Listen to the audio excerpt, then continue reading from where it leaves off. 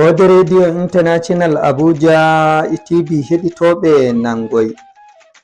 Jama'are assalamu alaikum.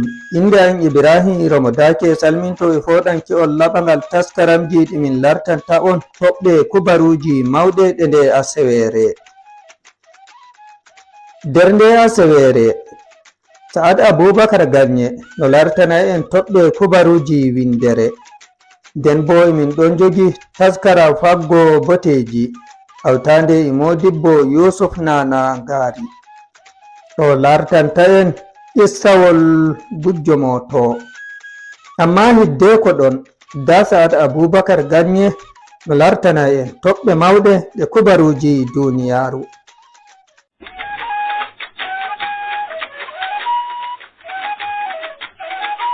To madalla jawleru kuɗerento Nigeria andini wi'i ɓe faɗɗi bononde en hewtinta ujune 10,900 nden ɓe nangi bo ujune 12,500 hawtande e tetingo himɓe wujjaɓe ujune 7,000 ha hitande ujune 2024 andinore iga darettajo hakkilanowo cakol kubaruji jawleru rento Nigeria Major General Edward Buba andini wi'i nasaraku konniyankoen Nigeria heɓi ha hitande ujune 2024 waɗi bononde en hewtinta ujune 16 wallini balmi maɓɓe hawtande e hokkugo hoore maɓɓe ha juuɗe hukuma en. Hukuma rento Nigeria ni andini banni on wakkati ɓe waɗata jawabu dow ko larani nasaraku ɓe heɓi hitande ujune 2024 haɓe andini dow ɓe heɓi nasaraku jabtugo balmi hewtinta ujune 8,800 nden ɓe taɓɓi wujjoɓe nyebbam petur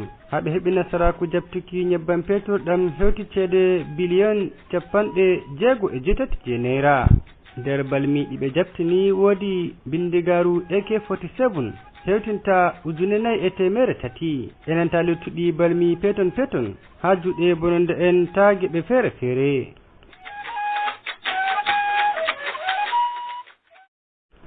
Ardiɗo lesdi Senegal Bassirou Diomaye Faye o andini wi'i lesdi Senegal ɗo taskina waddugo ragare jonde konniyankoen lesɗe yaasi ha nder lesdi Senegal.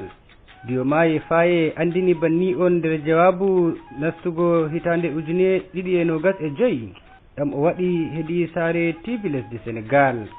Hawa andini wi'i o umri ministajo hakkilanki kuɗe rento lesdi Senegal enanta hukuma hakkilanki rento lesdi Senegal do ɓe wirtina dabare taskaram kuɗe rento lesdi ndin ɗum hawti be waddugo ragare kuɗe rento konniyanko'en lesɗe yaasi ha lesdi Senegal.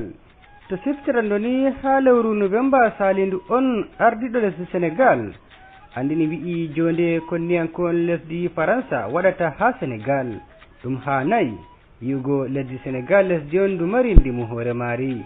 Ngam majum handi konniyanko'en lesɗe yaasi wurta iga lesdi Senegal ngam accugo lesdi ndin doggina kuɗe rento lesdi maɓɓe. Andinore nde ni ɗo wara on titan wakkati lesɗe hernankeri Afrika enanta luttuɗi lesɗe Afrika ɗo meeda konniyanko'en lesdi Faransa iga lesdi maɓɓe. Nden ta wakkere wore bo ɓe ɗo ɓedda ɓattago lesdi Rasha ngam heɓugo wallinde ko larani yebre rento. Hidde ko ɗon ni Faransa ɗo mari konniyanko'en hewtinta 350 ha lesdi Senegal.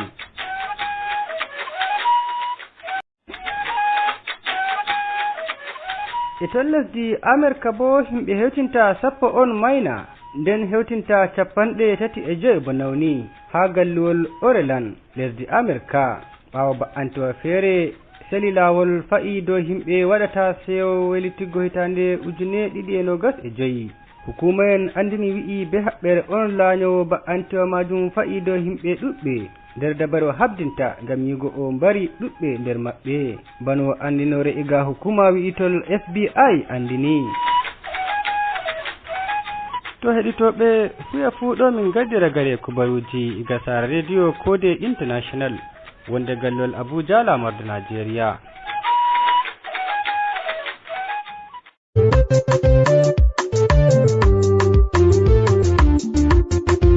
keɗite Kode Radio International ngam nango kubaruji belɗi e taskaramji feere ngam ta on daɗe.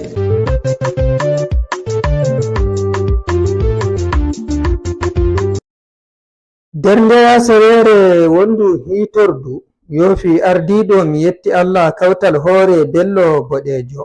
Abdurrahman giɗaɗo jarumi irdi ardiɗo mi yetti Allah kawtal hoore mo diwal Taraba jam nanki miijo maako. Assalamu alaikum hertoɓe, barka men e wakkatire nde. Yigo ɗum yoofi laamiɗo fulɓe Afrika ardiɗo mi yetti Allah kawtal hoore mo Nigeria Alhaji Abdoullahi Bol Bello Boɗejo. Bandiraɓe fulɓe ha ɓe goni fuu ɓe sheeke masin ɓe kolli seyo. To haɗo jiha Taraba ma Ashaka ɓawo ardiɗo mi yetti Allah kawtal hoore mo Taraba Alhaji Bello Bami Alhaji Njane o seeke masin hado yoofeki mako dow darde ummatore fulɓe Taraba.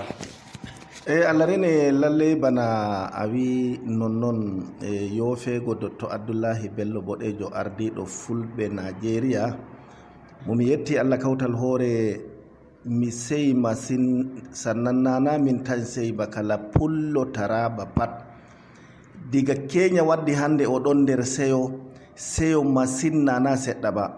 Gam ɗume ko ɓuri seyugo min ni minon fulɓe Taraba saboda nyande ɓe nangi may gida amin e dow layfi ɗum ɓe tumorto may gida amin sey latti nane ma on ko min numata waɗi. Hanko may gida amin min andi ko ɓe mbi'i ɗo o waɗayi ɗum, o wala nder, o anda ɗum. Kotu lori wi'i bana maka ko fe'i ɗo o waɗayi ɗum, o wala nder honduko ma, ko wala nder ɗon. Sannan ha jotta kotu ndaari jogego o joga ɗo o jogaka ko darani ɗum safanake ko darani doka Nigeria. Kotu jaɓɓitimo o hota wuro mako. Allah rene. To dalila ɗo ɓe giɗa o nangete arande ma ko ɗum nangimo kotu lootimo, ɗiɗaɓre ɗum nangimo kotu lootimo? Allah rene bana lalle a wino noon, arande ɗum nangimo kotu lootimo, sannan ɗiɗawre ɗum nangimo kotu lootimo. Minni komi andi Bello Boɗejo to ni ha hukuma Nigeria nangay ɗan ta'adda ko nangay bi'eteɗo Bello ko nangay pullo, Bello Boɗejo kan tomi hokkayno sawori ma hukuma Nigeria da nangata Bello Boɗejo, saboda Bello Boɗejo naɗeya na ɗum ɗan ta'adda. Bello Boɗejo na ɗum mo fulɓe tan ba, Bello Boɗejo ɗum mo kowa da kowa, gam wala kabila ɗum wala karkasi Dr. Abdoullahi Bello Boɗejo. Inyamuri ɗon, Tibi ɗon, Yorba ɗon, e kala kabila andi pat wala ɗum wala karkasi mako. To ayi wala ko goɗɗo watta hasadaku ko wi'a nangay hanko Dr. Abdoullahi Bello Boɗejo ko gam o pullo ko a gam o ɗan ta'adda ba, gam hanko ɗo ta'addanci wala ha mako, o wala numa hala ko darani ta'addanci ma. Ko nde minon ardiɓe ƙungiya mako wonɓe sitedji feere feere nde mo joɗodi e amin pat o ɗo wi amin fa hala ta'addanci ndare ta jaɓe fulɓe meɗen wonɓe karkasi meɗen ɓe natta ta'addanci gerdoɗon ko bo andon, minon bo min ɗon jogi non.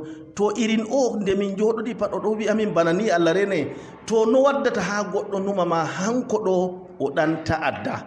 To ɗan ta'adda wala ha Bello Boɗejo, ko moye nangata ɗan ta'adda to sai dai to mi wawayno mi hokka sawri sai mi wi'a o ya o nanga Bello Turji.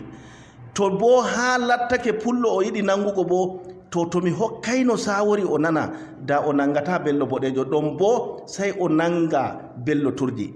To gam ɗume Allah rene ɗum nangimo go'o, ɗum nangimo ɗiɗi, ko ɗum nangatamo pat o anda wala ko o andi ɗum wara ɗum nangamo, ko kuma o wallitay leddi Nigeria. Allah rene mi yejjitata ha mi jokkanana mi taƴay ba, mi yejjitata woodi nde hanko Dr. Abdoullahi Bello Boɗejo wakkati jaaɓe huusoyno gomnati nga'anga joni o moftimin minon fulɓe Nigeria gabaki ɗaya e laafiya. O wari o ƴefti jungo mataimaki shugaban ƙasa, o wi diga dow ha ley kala pullo Nigeria pat subta gomnati nga'anga joni. To mi ɗon yi'a to ha Bello Boɗejo waɗi bananini nane ma ɗum ɗon yi'a gomnati nga'anga joni nga woodi adalci, sannan na ɗum gomnati ɗan ta'adda en. To mi ɗon yi'a da ɗum nangata Bello Boɗejo haala ko darani ta'addanci Allah rene. To ɗum nangimo ɗum yoofimo so waɗani o yejjita ka.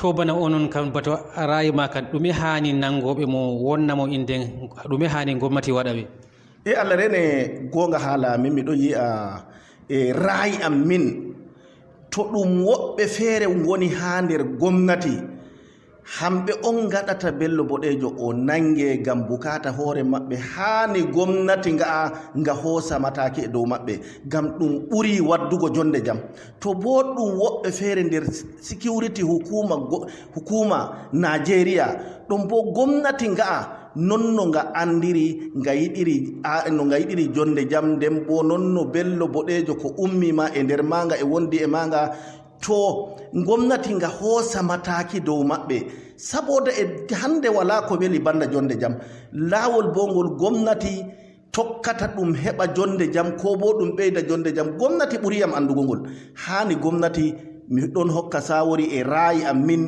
e gomnati hoosa mataki irin komi waɗi bayani ɗo Allah rene en gettu Allah Alhaji Bello Bammi Alhaji Jane ardiɗo mi yetti Allah kawtal hoore mo Taraba wanginta seyo mako ha dow yofeki hoorejo maɓɓe laamiɗo fulɓe Afrika biyeteɗo Alhaji Abdoullahi Bello Boɗejo ɓawo nanke habaru o yofama min getti on e watangomin hakkilo Abdourahman giɗaɗo jarumi a jarama seni ɓawo yofuki Bello Boɗejo on wondu hitordu ɗum mofgal leydi hokki hukumawa rento soji en nga DIA bosesel suruki Bello Boɗejo on hawtande woɓɓe yimɓe joweego'o ha lebbi ɗiɗi yeeso ɗo ngam timminki wiɗitaki dow ko ɓe tumata ɓe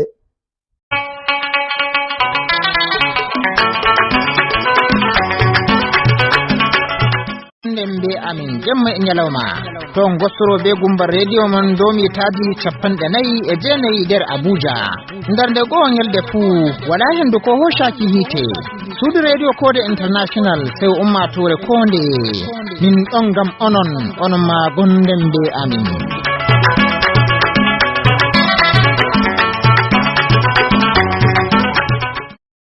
daga diwal Gombe bo nder nde Asawere ɗum waɗi mobde fina tawa Kamal Hammajo hawtanimi rufotowol ngol iga Gombe moftorde nden ngam ɓantuki aadi kaltungo foɗi hakkilo ummatore leddi feere-feere hawtaɗum e leddi hirnankore Najeriya Lutanaɗo gwamna diwal Gombe Alhaji Muhammadu Inuwa Yaya Lutanal Colonel Abdullahi Bello retired hakkilowa e hukuma hakkilowa enta lamuru saro nder sare ha jawabuwol mako o andinta seyo gwamnajo on dow hawtugo ko e mobgal ngal waddata chaka ummatore kaltungo enta ɓamtuki daraja aadi kaltungo ɗum o ɓeddi be wiki gwamna on ɗo walla laamiɗo kaltungo andiraɗo e mai kaltungo seyo e nasarako hawtuki mobgal ngal bani hikka o maɓɓi jawabuwol mako e do'aje jawmirawo hora worɓe fuu guri maɓɓe jam directed that I should congratulate the Mai Kaltungo for organizing this beautiful occasion. At the end of this, I'm wishing every one of us here a safe journey back to our various destinations. Thank you and God bless. A jawabuwol yettore Mai Kaltungo Engineer Sali Muhammad Umar OON yetti ɓe yotti notugo surgol mako wari gam ɓe yi'a risku aadi kaltungo mari e warɓe wallita kaltungo seyo e wamarle aadi feere-feere enta lamlamɓe heɓuɓe waruki o waɗinta ɓe do'a no ɓe wari jam jomirawo Allah hora ɓe ci'eji maɓɓe jam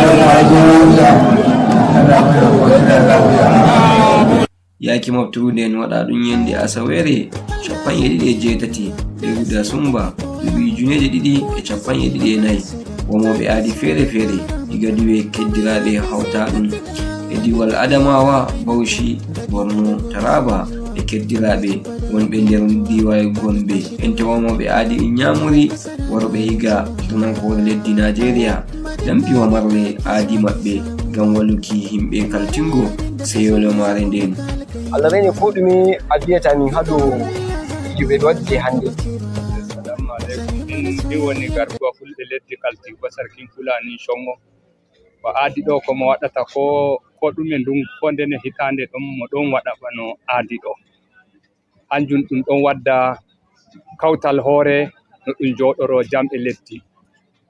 Kullum mo ɗon waɗa bano non.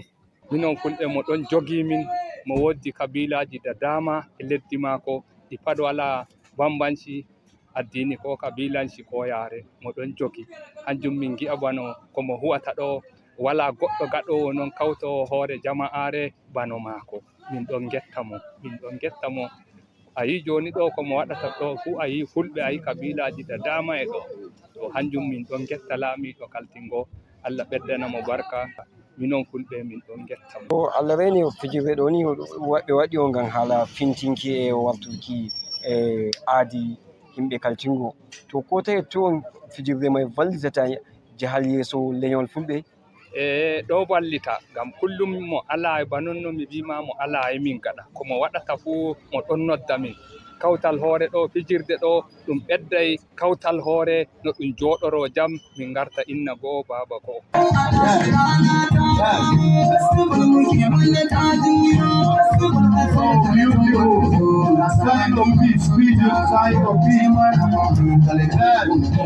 Kamal Hammajo, Kode Radio International, iga diwal Gombe, Nigeria.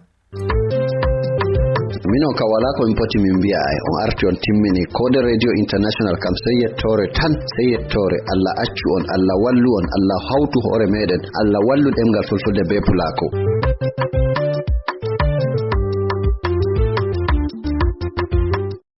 Iga diwal Adamawa bo ɗum lammini lamlamɓe hesɓe joweeɗiɗo ɓe laamorɗe kese hertaɗe. Iga diwal ngal alamin giɗaɗo jada gwamna Ahmadu Umaru Fintiri mo diwal Adamawa o lammini lamlamɓe hesɓe ko hewti joweeɗiɗo ha diwal Adamawa. Non man ɗo wara nder andinore wurti iga wolo e tana gwamnajo on Mr. Huwenshi Wonsiku waɗani jungo.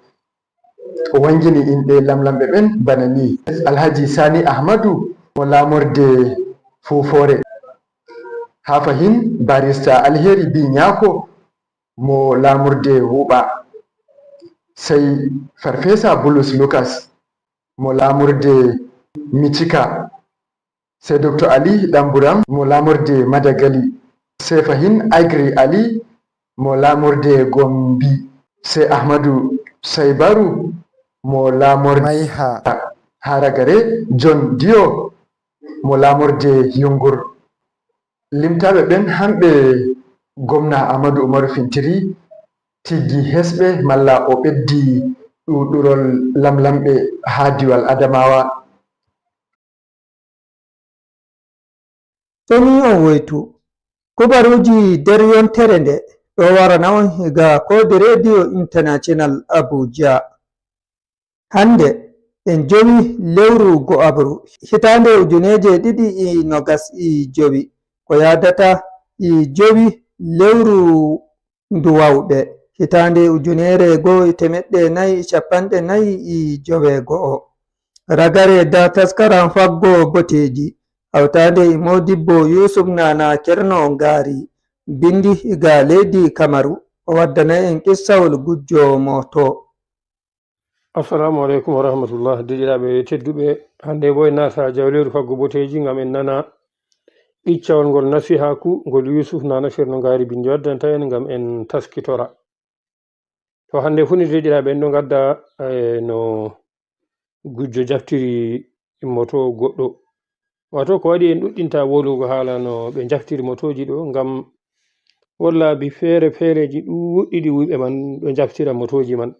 To kadi en ɗo tokka waddugo banniɗo ngam jawmi'en motoji en ɓe nana kamɓe o ɓe kefta irin moye on ɓe kudata. To Allah hisni ɓe hisana na wato kala jokkaɗo pat on ɓe dokkata ɗum moto, na bo kala goɗɗo pat on ɓe ko'atan ɓe jara ha nokkure wiɓe yiɗi yago. To hande ɗo bo wodi gewtuɗo yam o wi ha Yaounde ɗo on goɗɗo wanka o wangi dow o sojejo on o ɓorni limse soje fu bana militaire ɗo, sai o wi jom moto yara mo ha nyawdordundu soje en ko en mbi'a hôpital militaire. Wodi sobajo mako ɓe no kuuda ha ladde on ɓe piɗi ɗum o wari laarugo ɗum. To oɗo go tammi gonga sei hoyimo ɓe jahi ha hôpital go. ɓe jahi ɓe jotti ha natugo ha ayno ko en mbiya ha gardiɗo. O holli gardi man ɗereji mako dow o sooje, ndego foti ko sojeji on oɗo huwa ha nokkure wonde on na ha ton tema. O holli gardi go ɗereji mako.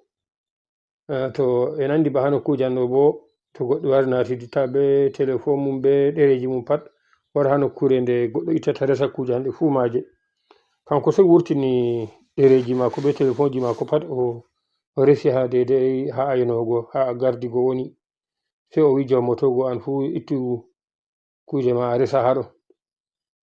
Jom moto resi kuje mum pat ha be kile moto fu. Ɓe calidi ɓe naati nder sare doftago. ɓe ganci ha ɓe jahi ɓe tawi goɗɗo feere cekaɗo ɗo waali.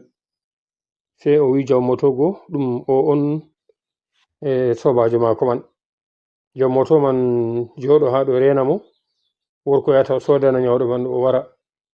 To nde o lori ha gardi goni o ho'i daga kuje mako goɗe fu maje ha be kuje jom motogo, daga téléphone ji ha be kile moto pat o wurti tan o lati moto o dilli. To derekejo moto joɗi ha nyawɗugo ha somi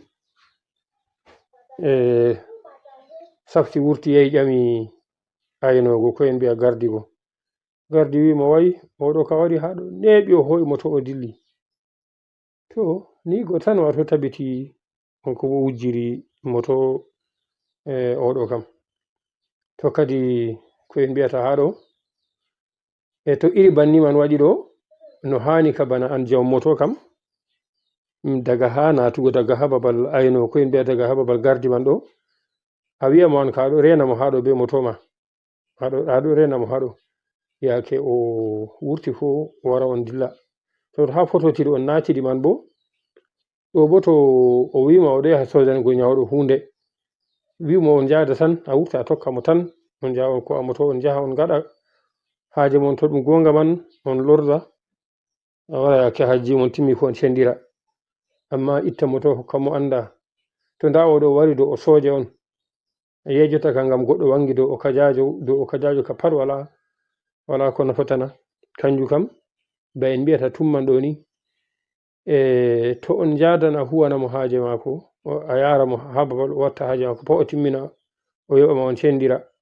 Amma a hala itta moto hokka kam kanjum kam ta jaɓe.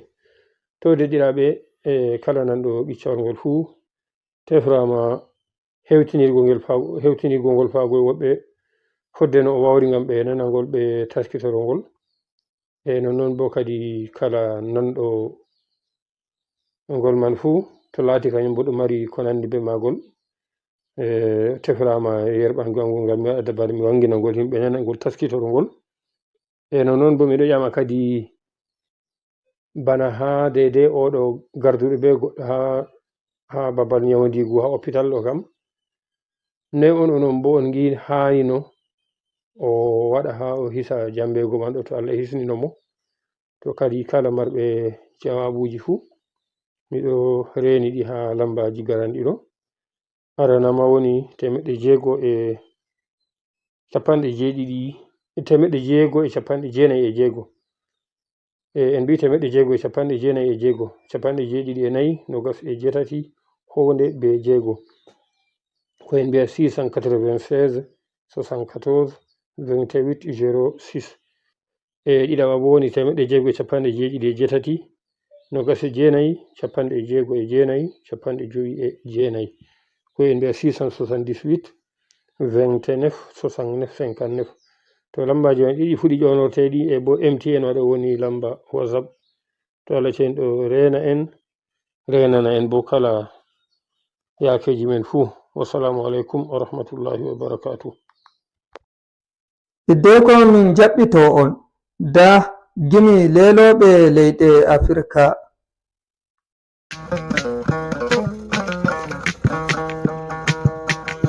Sakiraɓe minen yewtoɓe sabu Allah ji Amadou Bolaro o wi suudu baba fama Moussa ɓi bello koy wona pijo yo jewtino ni ndelle ko woni e ley duuɓi ɗi gonɗen ɗi en fu Allah humbiti en waylake sanne ayi fulɓe ɓe cuɓata ko haala ɓe mbi Moussa ɓi bello en yimoɓe ɓe ɓe killaka ko hewti fulɓe ɗum na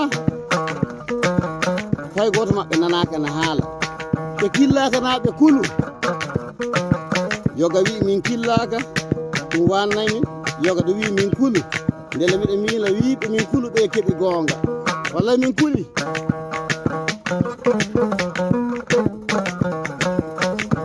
neɗɗo to fu mo hulay ko wari ɗum miɗa miila joom semtata kam mawɓe mbi kam hulata fu semtata Allah ñifan en baasi so jam heɓama warti e Afrika ina weli en horeɓe leydi men jooɗo galake jam wartan wulaku ummoɗon daroɗon daren fadi timmen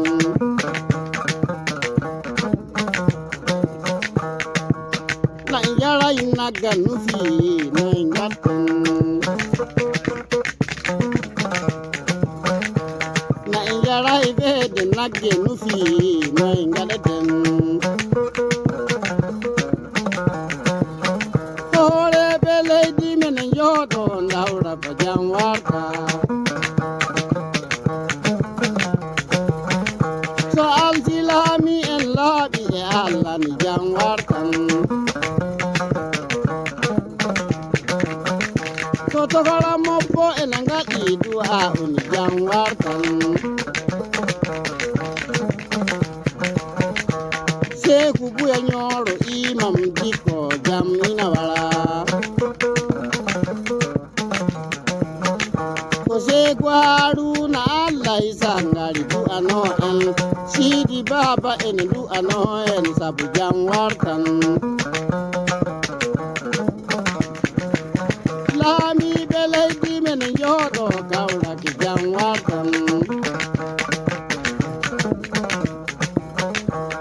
nde gouvernement golliri gonga fu jam ina wala jam heɓama warti jele gojini en monake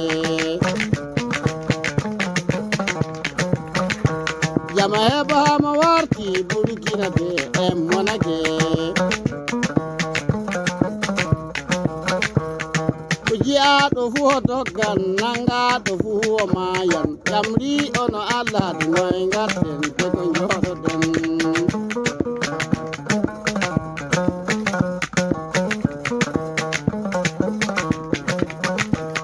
ko jiyaɗo fu o wullan ƴaɓanaɗo duufu maayi jamri ono Allah de noy gatten te ko juuɗen kono raabirisi du naatan yiite ñande maayi fu kono raabirisi duwaami ɓeydi noy wonete kono raabirisi a naatan yiite ñande maayi fu te huunde fu ko uddi misiida yafataake ko huunde fu ko fatti hijjore naatayi